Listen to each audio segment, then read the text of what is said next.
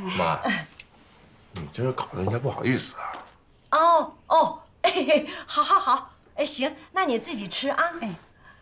哎呦，你看那个姑娘瘦的呀，工作是不是很辛苦啊？还行。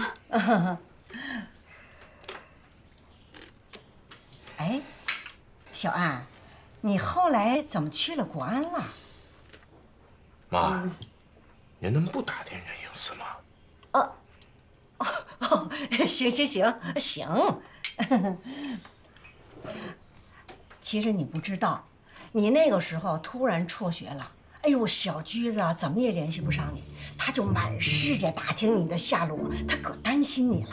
您扯这干嘛？哟，这时候不让说了，你怎么不说那会儿啊？